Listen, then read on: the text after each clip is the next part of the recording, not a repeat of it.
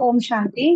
आज बाबा की मुरली के अनुसार आज बाबा ने कहा अवगुणों को निकालने का पूरा पुरुषार्थ करना है और गुणवान बनने के लिए होता मेल रखना है, धारणा करते जाना है।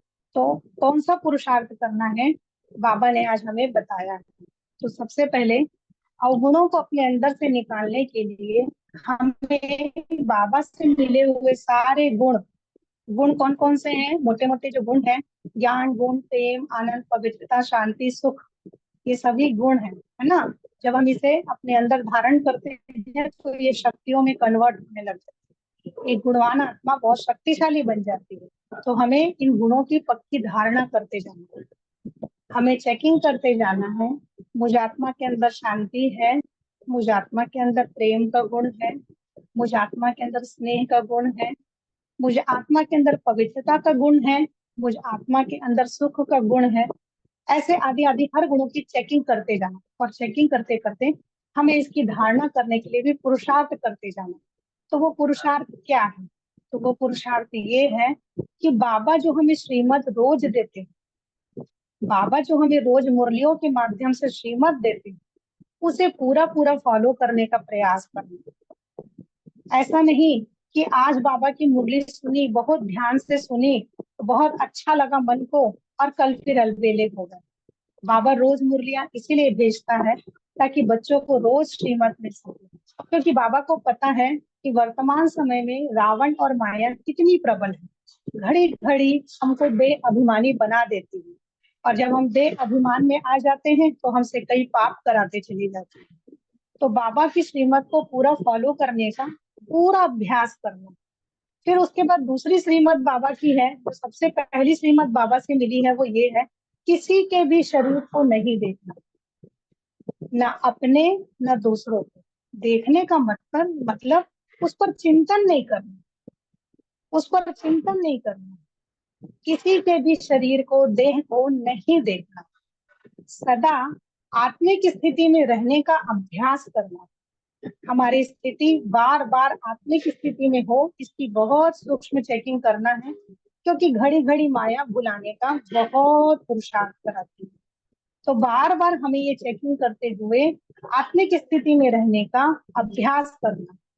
फिर हमें बाबा से श्रीमत मिली है कि बच्चों, सदा एक दूसरे को आत्मा भाई की दृष्टि से देखना, सदा एक दूसरे को आत्मा भाई की दृष्टि से ही देखना। ऐसा तो नहीं है ना कि जो हमारे आसपास जो भी संबंधी है, ये हम उनसे अपना मुख तो नहीं मोड़ सकते ना, उनसे मिलना है, उनसे बात करना है, उनके साथ कुछ कर्म भी करना है, लेकिन हम उनको बोल नहीं सकते हैं। तो हमें मन ही मन बुद्धि से क्या करना है, खुद भी आत्मिक स्थिति में रहना है और उनके भी मस्तक में आत्मा भाई की दृष्टि से देखना है, क्योंकि वो भी तो बाबा का बच्चा है ना, चाहे वो ज्ञान में हो चाहे ना हो। फिर उसके आगे बाबा ने श्रीमत दी है कि बच्चों, केवल एक बात से सुनना। आज सारे संसार में आप देख लो, भगवान के पास जाने के लिए, रास्ता बताने के लिए हजार खड़े। कोई बोलता है ऐसा करो तो भगवान मिल जाएंगे, कोई बोलता है उसकी पूजा करो तो भगवान मिल जाएंगे, कोई बोलता है इतने दिन का उपास जप व्रत तप करो तो भगवान मिल जाएंगे, तो कोई बोलता है इतना इतना दान पुण्य करो तो भगवान मिल जाएंगे, कोई बोलता है उसको मानो, कोई बोलता है उसको मानो। यानी भगवान के पास भेजने के लिए हजार रास्ते।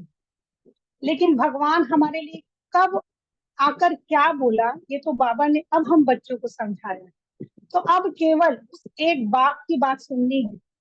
अभी तक 63 जन्म बहुत शास्त्रों की बात सुनते आए, भक्तियों की बात सुनते आए, मत पर चलते आए। अनेक मतांतर हैं, अनेक मनुष्य मते हैं, लेकिन अब केवल एक बाप से ही सुनना है। क्यों सुनना है?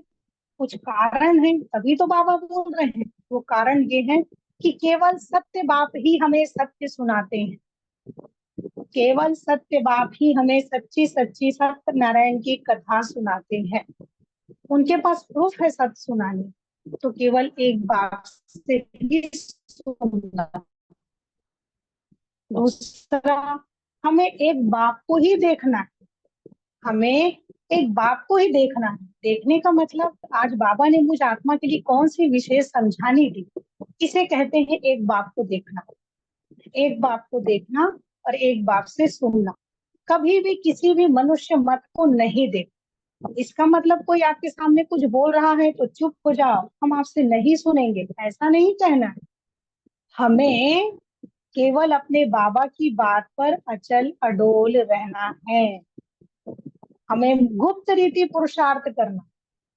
हमें किसी के पास इसका बखान नहीं करना है कि आप चुप हो जाओ, बाबा ने किसी से सुनने के लिए मना किया, नहीं।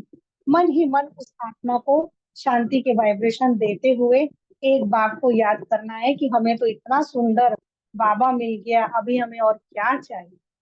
जितना सच हमारा बाबा सुनाता है उतना सच और कौन सुनाता है दुनिया। फिर बाबा कहते हैं कि अगर बच्चे आप ऐसा नहीं करोगे, चलो मान लिया जाए कि बच्चे आप इस पर नहीं चल पा रहे, आप करना तो चाह रहे हो लेकिन ये पुरुषार्थ आपको कठिन लगता है।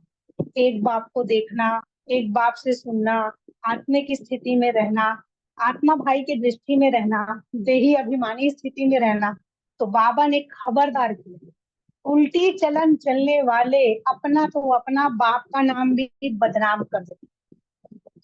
तो हम बाबा के बच्चे हैं, हम कैसे बाप का नाम बदनाम कर सकते हैं? हम बाप की इज्जत तो नहीं गंवा सकते हैं ना। इसलिए ये खबरदारी रखनी है कि हमें चलना ही है और अंदर में नशा रखना है। हम नहीं चलेंगे तो कौन चलेगा? हम देवता नहीं बनेंगे तो कौन बनेगा? बाबा ने हमें चुना ही इसीलिए, क्योंकि बाबा ने एक और खबरदारी भरे शब्द कहे कि बच्चों याद रखना, सतगुरु का निंदा ठौर न पा, सतगुरु का निंदा ठौर न पा। इसलिए अटेंशन के साथ जिस गुण की कमी है मुझ आत्मा के अंदर, जिस गुण की कमी है उसका पूरा पोता मेल रखना। पोता मेल रखना, बाप को सच सच बताना है। पोता मेल रखने की शुरुआत कैसे रखेंगे? बाबा, मुझ आत्मा के अंदर ये कमी है बाबा, इस कमी को दूर करने के लिए आप मुझे शक्ति दो ताकि मैं इस कमी को दूर कर सकूं। जैसे मुझ आत्मा के अंदर ज्ञान है, शांति है, लेकिन प्रेम की कमी। मैं किसी से मीठा बात नहीं कर पाती, मैं किसी से स्नेह से भाषा नहीं बोल पाती। अंदर में नफरत नहीं है, अंदर में नफरत नहीं है, लेकिन मैं आत्मा स्नेह भर बोल नहीं बोल पाती। तो मीठे बाबा को याद करना है कि बाबा, मुझ आत्मा से ऐसे देवताई बोल निकले, देवताई बोल निकले, हर वचन मेरा शक्तिशाली हो, हर आत्मा को मुझसे प्रेम का अनुभव। मेरे प्रेम के सागर शिव बाबा, आप मुझे मीठा नहीं बनाओगे तो कौन बनाए? मैं आत्मा आपके पास आई ही हूँ मीठा बनने के लिए, और आपको तो मुझे मीठा बनाना ही पड़ेगा। ऐसे अपने बाबा से आपको बात करनी और प्रेम का गुण धारण करना। बाबा से प्रेम किया माने सारे संसार की आत्माओं से प्रेम किया। फिर रिटर्न में आपको बाबा बोलेगा कि बच्चे, क्या बाप से आपको प्यार है? तो आप कहोगे हाँ बाबा, मुझे आपसे बहुत प्यार है। तो जब बाप से आपको प्यार है तो बच्चे, बाप के बच्चों से आपको प्यार क्यों नहीं? वो तो सब आपके आत्मा भाई। तो अंदर में आपके अंदर प्रेम का गुण इमर्ज होने लगे, आपके अंदर वो शक्ति आने लगेगी। तो इसके लिए हमें क्या करना है? बाप के सामने पूरा पूरा पोता मेल रखना, यानी बाप को सच सच बताना है। ये कमी है तो ये कमी है बाबा, इसे आप ठीक करो और मैं आत्मा इसमें जरूर सफलता प्राप्त करूंगी। फिर बाबा से जो गुण मिला, जो गुण आपको मिला है, हर आत्मा विशेष है और कोई ना कोई गुण हर आत्मा के अंदर है, तो उस गुण का आपको दान करना, उस गुण का आपको दान करना। आपके पास जो भी गुण, शक्ति है, ज्ञान है, प्रेम है, शांति है, सुख है, पवित्रता है, तो आप दान कैसे करोगे? मन ही मन संकल्प चलाओ, हे आत्मा, आप शांत स्वरूप आत्मा, आप पवित्र स्वरूप आत्मा, आप प्रेम स्वरूप आत्मा, आप ज्ञान स्वरूप आत्मा। कोई आत्मा है जिसको बिल्कुल ज्ञान नहीं, उसे अपने किताबी ज्ञान पर बड़ा अहंकार। तो हे आत्मा, आप ज्ञान स्वरूप आत्मा, आपके पास सच सच का ज्ञान। तो ये क्या हुआ? गुप्त रीति किसी को गुण दान करने का अभ्यास हुआ।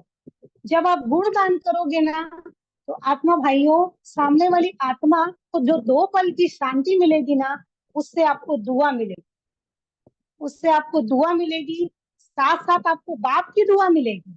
कि जो बच्चा मेरा अज्ञानी है उसके लिए तुमने शुभ भावना शुभ कामना रखी, तो बाप की दुआ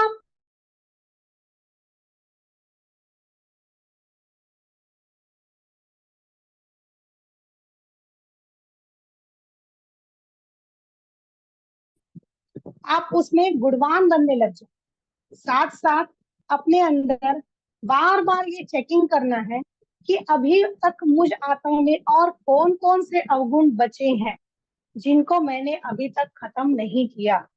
उसकी फिर से निरंतर चेकिंग करना, क्योंकि हमें ये बहुत अच्छे से पता है कि टाइम बहुत कम बचा है। इसके लिए हमें क्या करना है? सदा सर्वदा ईश्वरी मत पर चलना है। खबरदारी किस बात से रखनी है? Hear no evil, see no evil, talk no evil. ना बुरा देखना है, ना बुरा बोलना है, ना बुरा सोचना है। हमें ये नहीं करना। सदा आत्मा को देखने का अभ्यास करना है, शरीर को देखने का अभ्यास नहीं करना।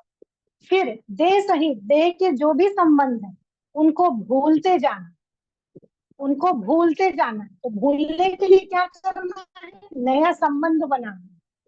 जैसे वर्तमान में एक उदाहरण स्वरूप में लौकिक संसार में लौकिक परिवार है। अब मैं अभी तक उस परिवार को ज्ञान में आने से पहले मेरा परिवार, मेरे बच्चे, मेरे युगल, मैं इस भावना से देखते हैं। अब उनको भूलने के लिए मैं क्या करूं? ये बाबा का बच्चा है, वो बाबा का बच्चा है, ये सब बाबा के बच्चे हैं और इनका मुझे बाबा की पालना देनी। तो मुझे नया सच्चा संबंध बनाना है, आत्मा भाई भाई, ताकि वो जो पुराना लौकिक संबंध है वो मेरे दिमाग से निकलते जाए। ऐसे आज मैं बोलूंगी कि मैं आज के बाद इनको अपना नहीं समझूंगी, तो वो तो होगा नहीं। माया फट से सुन लेगी, अच्छा इसने ऐसा संकल्प लिया, अब इसको इसी बात का पेपर देना। माया चट से आएगी, अच्छा ये आत्मा इस बात में कमजोर है, तो इसके इसी बात का पेपर लिया जाए। तो नए संबंध, पुराने संबंधों को भूलने के लिए हमें नया सच्चा संबंध बनाना होगा। वो है आपस में आत्मा भाई का, कि ये भी मेरे बाबा का बच्चा है, वो भी मेरे बाबा का। तो ये आपस में हम सब कौन है? आत्मा भाई भाई। फिर अगर हम गुण धारण कर रहे हैं और स्वयं को दैवी गुणों वाला समझते हैं, खुद को गुणवान समझते हैं, तो हमारे मैनर्स बहुत अच्छे होने चाहिए। चलने से, उठने से, बैठने से, देखने से, बात करने से, जवाब देने से, हर कर्म करने में हमारे मैनर्स बहुत अच्छे होने चाहिए। क्योंकि मैनर्स जो है ये प्रत्यक्ष करते हैं। किसी के घर का बच्चा आपके घर आ जाएगा और वो कुछ अच्छा काम करेगा, तो आप कहेंगे ये फलाने घर का बच्चा है इसलिए इसके संस्कार इतने अच्छे हैं। ऐसी पूरी दुनिया वालों की नजर हम पर है। अगर हम कुछ अच्छे मैनर्स धारण करते हैं तो दुनिया वाले कहेंगे ये बीके वाले हैं इसलिए इतने अच्छे मैनर्स धारण करते हैं। तो ये बाप का जैसे नाम बाला होता है। और फिर कभी भी भूल कर सर्जन से कोई बात नहीं छिपानी, कोई भी बात सर्जन से नहीं छिपानी। अगर जाने अनजाने कुछ गलतियां हो भी जाती है तो भी सर्जन को आकर सच सच बताना है। अपनी चाल चलन में बहुत रॉयल्टी रखना है, अपने कैरेक्टर्स को सुधारते चले जाना है, अपने रोज का फायदा और घाटा को चेक करके खुद को अटेंशन दिलाना है कि आज का पूरा दिन जो 24 घंटे या 12 घंटे का समय था, ये मेरा फायदे में गया या नुकसान में गया। फायदे में गया तो बाबा को मुबारक, घाटे में गया तो तुरंत उस पर अटेंशन कि दोबारा इतना घाटा मुझे नहीं खाना है। फिर इसके लिए क्या करना है? सदा स्वमानधारी रहना, कुछ ना कुछ स्वमान लेकर के अपने आप को देही अभिमानी स्थिति में रखने का प्रयास करना है। मैं आत्मा पवित्र स्वरूप हूँ, मैं आत्मा शांत स्वरूप हूँ, मैं दानी वरदानी आत्मा हूँ। कोई ना कोई समान अपने मनन चिंतन में चलते रहना चाहिए। समय के महत्व को जानकर समझकर फिर हमें पुरुषार्थ करना है कि ठीक है संगम का इतना समय बचा है, लेकिन मुझ आत्मा को ये पता नहीं कि इस शरीर में मेरा कितना समय बचा। तो मुझे तो हर घड़ी को अंतिम घड़ी समझकर चलना होगा, तभी मैं इतना तीव्र पुरुषार्थ कर पाऊंगी। भूल कर भी गफलत बाप से नहीं करना। साथ साथ याद, ज्ञान, सेवा, धारणा, इन सब में बरोबर पक्के होकर बैलेंस लेकर के चलना। आत्मा समझ बाप को सदा याद रखना है, हर रीति कुछ ना कुछ करते हुए स्वयं को गुणवान बनाने का निरंतर अभ्यास करते रहना। बाप की याद आपको इस कार्य में बहुत मदद देगी। बाबा की श्रीमत को रोज सुने, बाबा की श्रीमत को रोज फॉलो करें, तो रिजल्ट पॉजिटिव ही आएगा। अच्छा, ओम शांति।